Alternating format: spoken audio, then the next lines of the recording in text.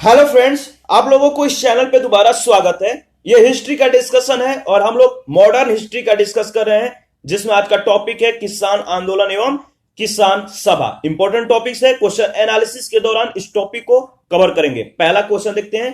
भारतवर्ष का सर्वप्रथम किसान आंदोलन था, कौन सा आंदोलन था? तो बिजौलिया आंदोलन। आपका डी ऑप्शन सही है। देखिए, भारतवर्ष का जो प्रश्नगत विकल्प में दिया गया है, भारतवर्ष का सर्वप्रथम किसान आंदोलन बिजौलिया आंदोलन था। बिजौलिया आंदोलन का नेतृत्व 1913 में साधु सीताराम दास ने किया था और 1915 में विजय सिंह पथिक इस आंदोलन से जुड़ गए थे। नेक्स्ट क्वेश्चन है सेकंड, निम्न में से कौन फरवरी 1918 में स्थापित यूपी किसान सभा की स्थापना से संबंध नहीं था? तो मदन मोहन जवाहरलाल नेहरू इसमें सही ऑप्शन होगा। सी आपका ऑप्शन सही है। और इसके बारे में डिस्कस कर लेते हैं। अवध में होम रूल लीग आंदोलन के कार्यकर्ता काफी सक्रिय थे। इन्होंने किसानों को संगठित करना शुरू किया। संगठन का जो नाम दिया गया वो था किसान सभा। फरवरी 1918 में इंद्र नारायण त्रिवेदी, गौरी शंकर मिश्र और मदन मोहन मालवीय के प्रयासों से यूपी किसान सभा की स्थापना हुई। इस संगठन ने किसानों को बड़े पैमाने पर संगठित किया। किसान सभा ने किसानों को किस हद तक जागरूक बनाया, इसका अंदाजा इससे लगाया जा सकता है कि दिसंबर 1918 में दिल्ली में कांग्रेस अधिवेशन में बड़ी संख्या में यूपी के किसानों ने भाग लिया। पंडित जवाहरलाल नेहरू इस सभा से जो है संबंधित नहीं थे। नेक्स्ट क्वेश्चन है थर्ड, नाई धोबी बंद सामाजिक बायकॉट का एक स्वरूप था जो 1919 में क्या हुआ, किसानों द्वारा प्रतापगढ़ जिले में चलाया गया था। तो ए ऑप्शन आपका सही है। इसके बारे में डिस्कस कर लेते हैं। 1919 के अंतिम दिनों में किसानों को संगठित विद्रोह जो है खुलकर सामने आया। अवध के प्रतापगढ़ जिले की एक जागीर में नाई धोबी बंद सामाजिक बहिष्कार और संगठित कार्रवाई की पहली घटना घटी। झिंगुरी सिंह और दुर्गा पाल ने इसमें महत्वपूर्ण भूमिका निभाई, लेकिन जल्द ही आंदोलन में एक नया चेहरा उभरा जिसका नाम था बाबा रामचंद्र, जिन्होंने आंदोलन की बागडोर ही नहीं संभाली बल्कि उसे और भी मजबूत और जुझारू बनाया। बाबा रामचंद्र महाराष्ट्र के ब्राह्मण परिवार के थे। 1920 के मध्य में वे एक किसान नेता के रूप में उभरे और उन्होंने अवध के किसानों को संगठित करना शुरू किया। उनमें संगठन की एक अद्भुत क्षमता थी और 1920 में इनके प्रयासों से प्रतापगढ़ में अवध किसान सभा का गठन हुआ। क्वेश्चन नंबर 4 है, वह प्रदेश कौन था जहां बाबा रामचंद्र ने किसानों को संगठित किया था? तो वो अवध था। ए ऑप्शन आपका सही है। क्वेश्चन नंबर 5 में आपको मिलान करना है। 1930 के दशक में देश के विभिन्न भागों में भिन्न भिन्न नेताओं द्वारा किसान आंदोलन चलाए गए थे। उनके प्रभाव क्षेत्र को सुमेलित करना है। तो जो सहजानंद सरस्वती हैं, इनका प्रभाव क्षेत्र जो था वो बिहार था और खुदाई खिदमतगार इनका संबंध NWFP से है और स्वामी रामानंद का हैदराबाद से और अब्दुल हमीद खां का दक्षिणी असम से। तो इसमें आपका जो सही विकल्प होगा बी आंसर आपका सही है। सहजानंद सरस्वती बिहार प्रांतीय किसान सभा के संस्थापक थे। 1936 में लखनऊ में अखिल भारतीय किसान कांग्रेस की स्थापना हुई, जिसका नाम बदल के बाद में क्या कर दिया गया था, अखिल भारतीय किसान सभा। इसकी अध्यक्षता भी जो है स्वामी सहजानंद ने ही इनके कहने का मतलब था अखिल भारतीय किसान सभा का जो अध्यक्ष थे स्वामी सहजानंद ही थे, इन्हीं को बनाया गया था। पश्चिमोत्तर सीमा प्रांत NWFP में खान अब्दुल गफ्फार खां के नेतृत्व में गठित खुदाई खिदमतगार या लाल कुर्ती संगठन ने सविनय अवज्ञा आंदोलन में सक्रिय भूमिका निभाई थी। स्वामी रामानंद हैदराबाद और अब्दुल हमीद खां दक्षिणी असम से जो है संबंध थे। 6 नंबर क्वेश्चन है, इनमें कौन 1930 के दशक में किसान सभा आंदोलन से सक्रिय रूप से जुड़े थे? तो स्वामी सहजानंद। बी ऑप्शन आपका सही है। 1930 के दशक में किसान सभा आंदोलन से स्वामी सहजानंद सरस्वती सक्रिय रूप से जुड़े हुए थे। बिहार किसान सभा का गठन इन्होंने ही किया था और अप्रैल 1936 में लखनऊ में संपन्न प्रथम अखिल भारतीय किसान सम्मेलन का अध्यक्ष इन्हीं को चुना गया। क्वेश्चन नंबर नेक्स्ट हमारा है 7, अवध के एका आंदोलन का उद्देश्य क्या था? तो अवध के एका आंदोलन का उद्देश्य लगान का नगद में परिवर्तन था। डी ऑप्शन आपका सही है। देखिए, एका आंदोलन जो है 1921-22 के समय में जो है ये घटित होता है। इसका नेतृत्व पिछड़ी जाति के मदारी पासी ने किया था। इस आंदोलन में जिसकी गतिविधि के मुख्य जो केंद्र थे हरदोई, बाराबंकी, बहराइच और सीतापुर थे। किसानों की मुख्य शिकायतें लगान में बढ़ोतरी और उपज के रूप में लगान वसूल करने की प्रथा को लेकर थी। किसानों से 50% से अधिक लगान जो है वसूल किया जा रहा था। जमींदारों के गुर्गे ठेकेदार किसानों को प्रताड़ित करते थे। एका आंदोलन का राष्ट्रवादियों द्वारा निर्धारित अहिंसक नीतियों में विश्वास कम था। फलस्वरूप राष्ट्रवादी नेता आंदोलन से जो है अलग थलग पड़ गए और आंदोलन ने जो है दूसरी राह पकड़ ली। इस आंदोलन में सरकार को लगान देना बंद नहीं किया गया, बल्कि आंदोलनकारियों की प्रमुख मांग थी बढ़ती महंगाई के कारण लगान का नगद में रूपांतरण किया जाए। क्वेश्चन नंबर 8 है, अखिल भारतीय किसान सभा के प्रथम सत्र की अध्यक्षता किसने की थी? तो स्वामी सहजानंद ने। ए ऑप्शन आपका सही है। और इसके बारे में देख लेते हैं। अप्रैल 1936 में लखनऊ में अखिल भारतीय किसान कांग्रेस की स्थापना हुई, जिसका नाम बदलकर अखिल भारतीय किसान सभा कर दिया गया था। बिहार प्रांतीय किसान सभा के संस्थापक स्वामी सहजानंद सरस्वती, इसके अध्यक्ष और प्रांत में किसान आंदोलन के अगुआ तथा कृषि क्षेत्र की समस्याओं के विद्वान एनजी रंगा इसके महासचिव चुने गए। फैजपुर में कांग्रेस सत्र के साथ साथ अखिल भारतीय किसान कांग्रेस का भी दूसरा सत्र चला, जिसकी अध्यक्षता एनजी रंगा ने की थी। क्वेश्चन नंबर 9 है, वह कौन जगह थी जहां अखिल भारतीय किसान सभा का पहला अधिवेशन हुआ था? तो बताइए। ए ऑप्शन है Allahabad, B Calcutta, C option देखते हैं, सी में दिया गया है लखनऊ और डी में पटना। तो आपका सी ऑप्शन सही है, लखनऊ। और क्वेश्चन नंबर 10 है, अखिल भारतीय किसान सभा के संस्थापक अध्यक्ष थे, कौन थे? तो स्वामी सहजानंद सरस्वती। सेम क्वेश्चन पूछा गया है, रिपीटेड क्वेश्चन है। और 11 है, स्वामी सहजानंद का संबंध था, बताइए किस आंदोलन के साथ इनका संबंध था? तो बिहार के किसान आंदोलन के साथ। सी ऑप्शन आपका सही है। स्वामी सहजानंद ने बिहार प्रांतीय किसान सभा की स्थापना की थी और वे अखिल भारतीय किसान सभा के अध्यक्ष भी बने थे। उनका संबंध बिहार के किसान आंदोलन से था। इनके कृषि सुधार कार्यक्रम का वास्तविक लक्ष्य जमींदारी प्रथा का उन्मूलन और कृषकों को जो है मलिकाना अधिकार दिलाना था। किसानों के प्रति इनकी समर्पित सेवाओं के कारण इन्हें जो है किसान प्राण कहा जाता था। तो किसानों के प्रति इनके समर्पित सेवाओं के कारण इन्हें किसान प्राण कहा जाता था, याद रखना है। क्वेश्चन नंबर 12 है, स्वामी सहजानंद सरस्वती ने भूमि और जल मार्ग के राष्ट्रीयकरण की मांग के साथ अखिल भारतीय संयुक्त किसान सभा गठित किया, बताइए। तो उनकी मृत्यु से ठीक पहले। ए ऑप्शन आपका सही है। और इसके बारे में 2-4 लाइन देख लेते हैं। अखिल भारतीय किसान सभा का गठन स्वामी सहजानंद सरस्वती द्वारा 1936 में किया गया था। 3 से 6 जुलाई 1948 के अखिल भारतीय संयुक्त किसान सभा का संविधान जो है अंगीकार किया गया। यानी इस दिन को जो है 3 से 6 जुलाई 1948 को अखिल भारतीय संयुक्त किसान सभा का संविधान अंगीकार किया गया और स्वामी सहजानंद की मृत्यु वर्ष 1950 में हुई थी। तो स्पष्ट है कि स्वामी सहजानंद सरस्वती ने अखिल भारतीय संयुक्त किसान सभा का गठन अपनी मृत्यु से ठीक पहले किया था। 13 नंबर क्वेश्चन है, इनमें कौन बिहार में किसान आंदोलन के साथ जुड़े हुए थे? तो राजेंद्र प्रसाद। ये ऑप्शन आपका सही है। प्रश्नगत विकल्प में डॉक्टर राजेंद्र प्रसाद बिहार में किसान आंदोलन से जुड़े थे। ये संविधान सभा के अध्यक्ष थे। संविधान लागू होने के बाद वे भारत के प्रथम राष्ट्रपति बने थे। क्वेश्चन नंबर 14 है, सूची 1 सूची 2 के साथ आपको मिलान करना है। बारदौली का जो संबंध है वो सरदार वल्लभ भाई पटेल से है। भारतीय किसान विद्यालय का संबंध एनजी रंगा से है। बंगाल प्रजा पार्टी, इसका संबंध जो है फजलुल हक से है। और बकासत संघर्ष जो है इसमें आपका संबंध जो है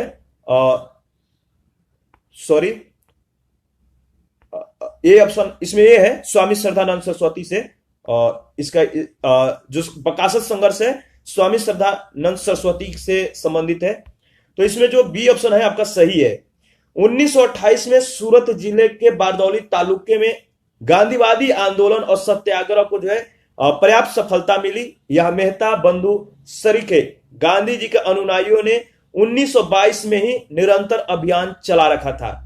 1928 में यहां कृषक आंदोलन का नेतृत्व वल्लभ भाई पटेल ने किया था, जो बारदौली सत्याग्रह के नाम से प्रसिद्ध हुआ। इसी आंदोलन में सफलता के कारण पटेल को जो है बारदौली की महिलाओं ने सरदार की उपाधि प्रदान की थी।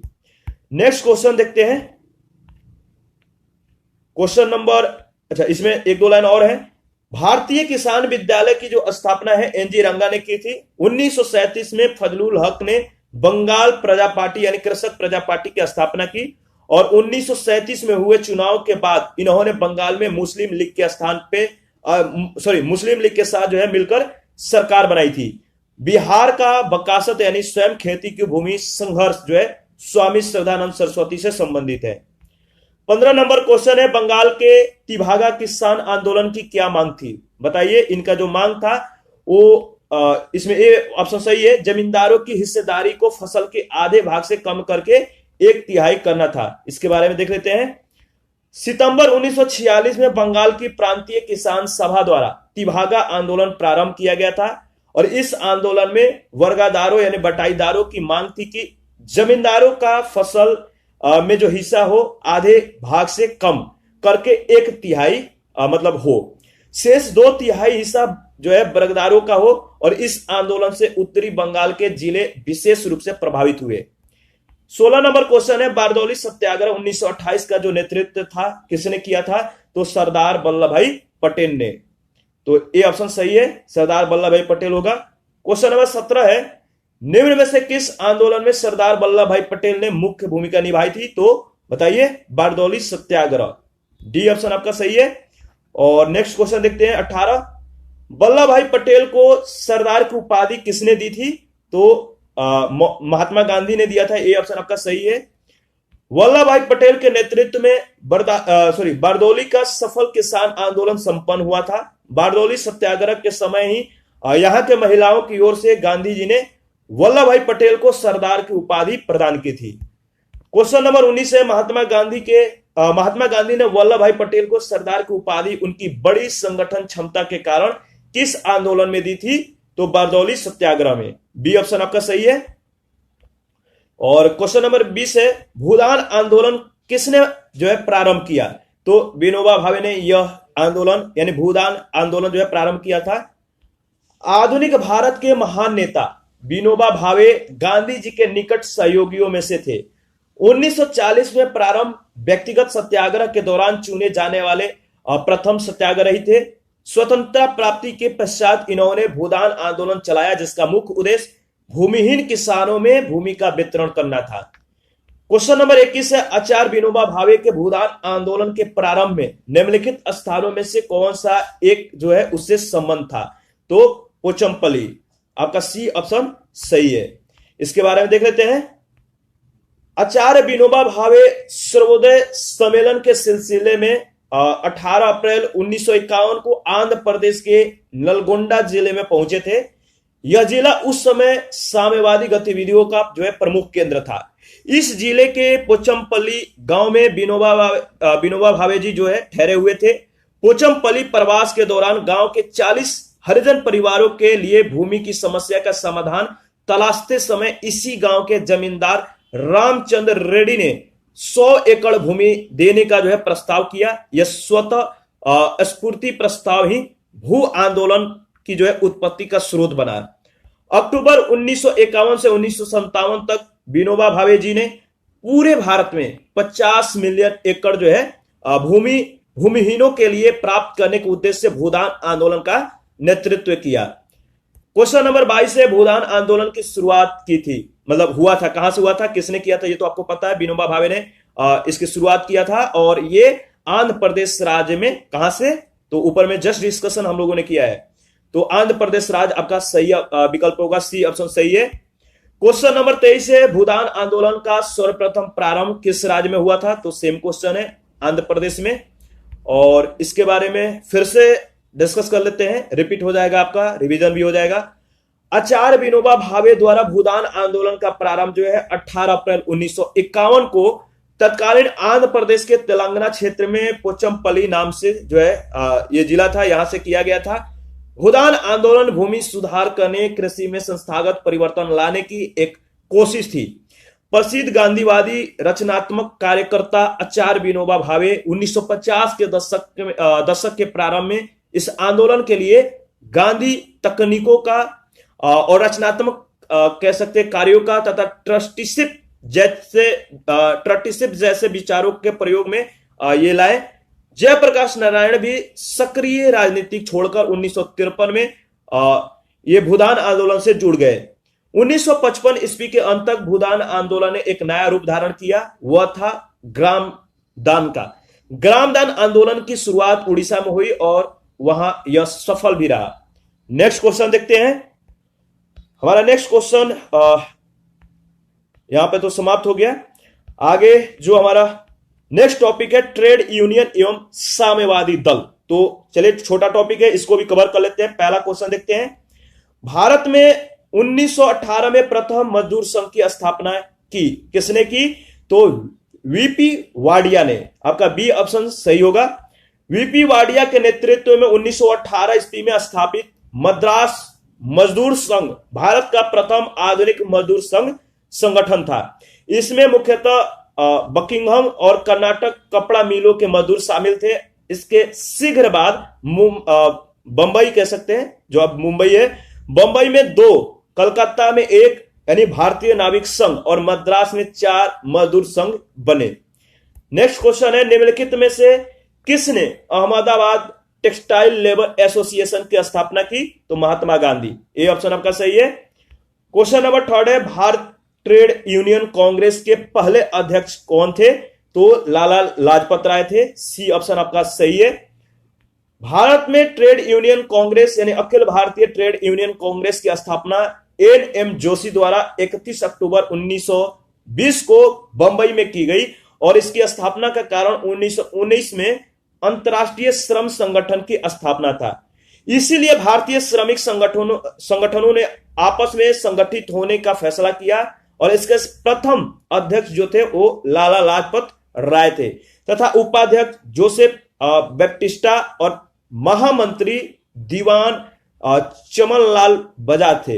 इस संगठन का प्रथम विभाजन 1929 में नागपुर अधिवेशन में हुआ। इस समय जवाहरलाल जो है इसके अध्यक्ष थे। नेक्स्ट क्वेश्चन देखते हैं। क्वेश्चन नंबर हमारा 4 है। बंबई में अखिल भारतीय व्यापार संघ में कांग्रेस की स्थापना जो है कब हुई थी? यानी बंबई में अखिल भारतीय व्यापार संघ कांग्रेस की स्थापना आपका जो है 1920 ईस्वी में हुआ था। ए ऑप्शन सही है। 5 नंबर क्वेश्चन है, अखिल भारतीय ट्रेड यूनियन कांग्रेस के 1920 में बंबई में हुए प्रथम अधिवेशन की अध्यक्षता किसने किया था? तो लाला लाजपत राय ने किया था। सी ऑप्शन आपका सही है। और 6 नंबर क्वेश्चन है, 1929 में नागपुर में संपन्न all India trade union Congress की अध्यक्षता किसने की थी? तो जवाहरलाल नेहरू ने। ए ऑप्शन आपका सही है। 1929 में नागपुर में संपन्न all India trade union Congress की अध्यक्षता जवाहरलाल नेहरू ने की थी। नागपुर अधिवेशन में ही साम्यवादियों और सुधारवादियों में मतभेद के कारण all India trade union Congress का विभाजन भी हुआ। इस अधिवेशन में नेहरू रिपोर्ट की आलोचना की गई, अतः दक्षिण पंथी इससे अलग हो गए और उन्होंने एन.एम. जोशी वीवी गिरी के नेतृत्व में जो है इंडियन ट्रेड यूनियन फेडरेशन का गठन किया। नेक्स्ट क्वेश्चन है 7, कम्युनिस्ट इंटरनेशनल का सदस्य बनने वाला पहला भारतीय कौन था? तो एम.एन. राय थे। ए ऑप्शन आपका सही है। कम्युनिस्ट इंटरनेशनल की स्थापना मार्च 1919 में व्लादिमीर इलिच लेनिन और रूसी पार्टी यानी बोल्शेविक द्वारा की गई थी। एम.एन. राय लेनिन के निमंत्रण पे मॉस्को गए और कम्युनिस्ट इंटरनेशनल के सदस्य बने। कम्युनिस्ट इंटरनेशनल के सदस्य बनने वाले वे पहले भारतीय थे। नाम याद रखना है कि क्या नाम है? एम.एन. राय। नेक्स्ट क्वेश्चन देखते हैं। 8 नंबर है, इसमें जो क्वेश्चन पूछा गया 8 नंबर में कि अक्टूबर 1920 में भारतीय कम्युनिस्ट पार्टी की स्थापना के लिए ताशकंद में एकत्र हुए भारतीयों के समूह के मुखिया निम्नलिखित में से कौन थे? तो एम एन राय थे। डी ऑप्शन आपका सही है। 17 अक्टूबर 1920 को एम एन राय ने अवनी मुखर्जी, मोहम्मद अली और मोहम्मद शफीक के साथ मिलकर ताशकंद में भारतीय कम्युनिस्ट पार्टी की स्थापना की। तो आपका उत्तर जो होगा डी होगा। क्वेश्चन नंबर 9 है, कानपुर षड्यंत्र मुकदमा किस आंदोलन के नेताओं के विरुद्ध था? तो साम्यवादी आंदोलन के नेताओं के विरुद्ध था, यानी सी ऑप्शन आपका सही है। कम्युनिस्ट आंदोलन की शक्ति एवं बढ़ते प्रभाव को रोकने के लिए कानपुर में एक षड्यंत्र को आधार बनाकर कुछ कम्युनिस्टों पर जो है मुकदमा चलाया गया। यह मुकदमा कानपुर षड्यंत्र के नाम से प्रसिद्ध हुआ। ब्रिटिश सरकार ने 1924 में एम एन राय, श्रीपाद अमृत डांगे, मुजफ्फर अहमद, शौकत उस्मानी, गुलाम शौकत हुसैन, रामचरण लाल शर्मा और सिंगारवेलू चेटियार पर जो है कानपुर में मुकदमा चलाया गया। सरकार ने उन पे आरोप लगाया कि ये लोग जो है एक षड्यंत्र रच रहे थे जिसका उद्देश्य भारत में क्रांतिकारी संगठन को स्थापित करना था। पेशावर षड्यंत्र और मेरठ षड्यंत्र मुकदमा भी जो है साम्यवादी आंदोलन के नेताओं के विरुद्ध था। तो याद रखना है इन दोनों मुकदमों का भी किसके विरुद्ध था? तो मतलब कि साम्यवादी आंदोलन के नेताओं के विरुद्ध था। कौन कौन? पेशावर षड्यंत्र और मेरठ षड्यंत्र मुकदमा भी। क्वेश्चन नंबर 10 है, ट्रेड यूनियन आंदोलन के क्रांतिकारी चरण का जो समय था वो बताना है आपको। तो 1926 से 1939 था। बी ऑप्शन आपका सही है। ट्रेड यूनियन आंदोलन के क्रांतिकारी चरण का समय 1926 से 1939 तक माना जाता है और इस दौरान एम एन राय, मुजफ्फर अहमद, श्रीपाद ए डांगे, शौकत उस्मानी आदि जो है भारत में ट्रेड यूनियन आंदोलन के प्रमुख नेता थे। क्वेश्चन नंबर 11 है, 1940 में रेडिकल डेमोक्रेटिक पार्टी का गठन किसने किया था? तो ए ऑप्शन है इंद्र सेन, बी है एम एन राय और आपका सी जो है सुमेंद्र नाथ टैगोर और डी है सचिन नाथ सान्याल। तो बी आपका मतलब इसका उत्तर बी होगा, यानी एम एन राय जो है इसका सही जवाब है। 1940 में रेडिकल डेमोक्रेटिक दल की जो स्थापना है एम एन राय के द्वारा की गई थी। अजित राय और इंद्र सेन ने 1941 में भारतीय बोल्शेविक लेनिन दल की स्थापना की थी। सचिंद्र नाथ सान्याल ने बंदी जीवन नामक किताब लिखी थी। तो याद रखना है, इंपॉर्टेंट है ये पॉइंट। क्वेश्चन नंबर 12 है, सोमेंद्रनाथ टैगोर द्वारा स्थापित दल का क्या नाम था? तो क्रांतिकारी साम्यवादी दल। बी ऑप्शन आपका सही है। क्रांतिकारी साम्यवादी दल की स्थापना वर्ष 1934 में सोमेंद्रनाथ टैगोर द्वारा की गई थी। यह पार्टी भारतीय साम्यवादी दल के मतलब टूटने के बाद बनी थी, यानी ये टूटकर जो है बनी थी। किसके? सीपीआई का टूटन के बाद यह जो है दल बना था। इसके बाद हमारा नेक्स्ट टॉपिक है रॉलेट एक्ट और जालियांवाला बाग हत्याकांड 1919। इंपॉर्टेंट टॉपिक्स है। तो अभी के लिए इतना ही। इस टॉपिक का नेक्स्ट वीडियो में लेक्चर जो है करेंगे, यानी डिस्कस करेंगे। अभी के लिए इसको छोड़ते हैं। आप अपना प्रतिक्रिया जरूर दीजिएगा।